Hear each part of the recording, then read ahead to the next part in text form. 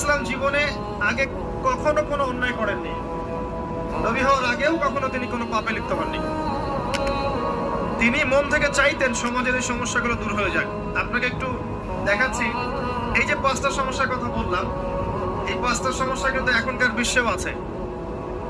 এখনকার সমাজ, দেশ আর বিশ্বর দিকে তাকাবেন, 3 ভাবে দেখবেন। আপনার ব্যক্তি জীবনটাকে দেখেন, এই সমস্যাগুলো ব্যক্তিগত জীবনে আছে কিনা, এই সমস্যাগুলো পরিবারে আছে কিনা, এই সমস্যাগুলো সমাজে আছে কিনা, এই সমস্যাগুলো রাষ্ট্রে আছে কিনা, এই সমস্যাগুলো বিশ্বে আছে কিনা। 5টা সমস্যা দেখেন। শিরক, ব্যক্তিগত জীবনে শিরক নাই।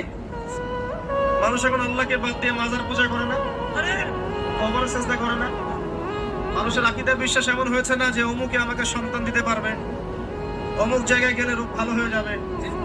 এমনকি অনেককে দেখি হাতে অনেক আংটি বালাও পড়ে রোগ ভালো হওয়ার উদ্দেশ্যে।